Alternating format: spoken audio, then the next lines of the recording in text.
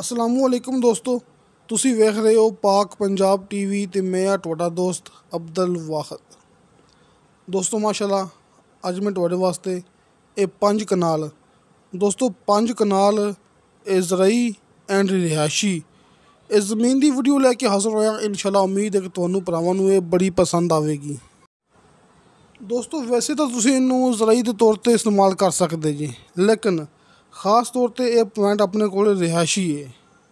वो किस तरह है वो मैं भरावां दस दिना कि इत्थे गैस मौके पर मौजूद है। बिजली गैस पानी ज़ाहिर के पानी तो हर जगह तो होंदा है, बिजली भी होंदी है, लेकिन ख़ास गल होंदी गैस की। दोस्तों इत्थे माशाअल्लाह ये 5 कनाल ज़मीन है जिथे भरावां दे सामने ये मालक ने गंदम काश्त की हुई है। दोस्तों ये 5 कनाल ज़मीन है तो जिहड़ा अपना रस्ता कच्चा है सरकारी। दोस्तों ये है कोई 10 फुट चौड़ा। दोस्तों इत्थे माशाअल्लाह ये 2.5 कनाल का फ्रंट है तो 2.5 कनाल की लंबाई है। मुकम्मल अपने को 5 कनाल ज़मीन है। मिसाल तौर पर एक दुहाड़ा तो ऊपर एक कनाल, एक बीघे तो एक कनाल ऊपर। ये आपां तुहानूं भरावां नूं दिखा रहे हैं तस्वीरां, वीडियो नहीं हैगी। आपां तुहानूं भरावां नूं इस ज़मीन दियां दिखा रहे हैं चंद तस्वीरां, लेकिन ओरिजिनल ये नहीं कहना कि ज़मीन कोई होर है तो तस्वीरां कोई होर ने। तुसीं मौके ते आओगे तुहानूं इहो चीज़ मौके ते मिलेगी। ये तसल्ली नाल अपनी तस्वीरां वेख लो, इत्थे अपनी तुसीं कोई निशानी लगा लो, जिहड़ी तुसीं मौके ते आके वेखोगे तुहानूं इहो चीज़ मौके ते मिलेगी। दोस्तों ये हुंदी गारंटी।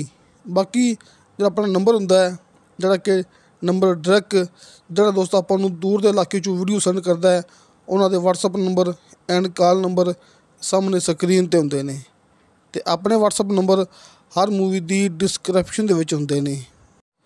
ते दोस्तों ज़िला चकवाल तहसील गुजर खान इस ज़मीन नूं माशाअल्लाह 2 मेन रोड लगदे ने, एक चकबेली मेन रोड ते दूसरा जातली मेन रोड। दोस्तों 2 मेन रोडां दे दरम्यान च पिया है।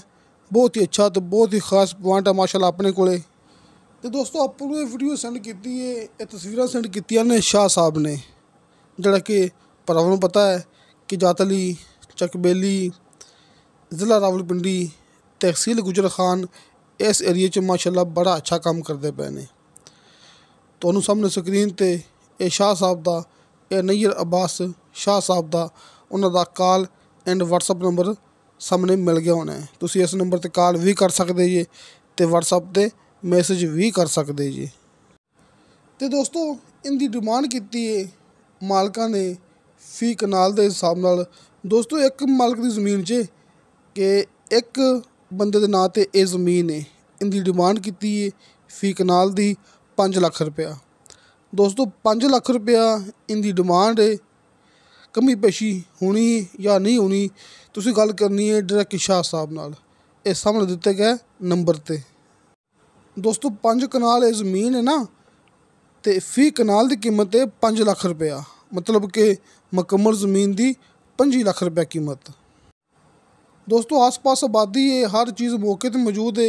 ये खास तौर पर रिहायशी पॉइंट अपने को तुसीं इत्थे अपना घर वगैरह डेरा डेयरी फार्म कोई पोल्ट्री फार्म फार्म हाउस वास्ते माशाअल्लाह एक खास मौका है। दोस्तों डिमांड होंदी है मालकान दी, डिमांड मालकान दी होंदी है। कई मेरे दोस्त कमेंट करते हैं ना तो मैनूं सगों हासा आता है उन्होंने कमेंट वेख के कि अब्दुल वाहिद डिमांड कहीं करता पिया है।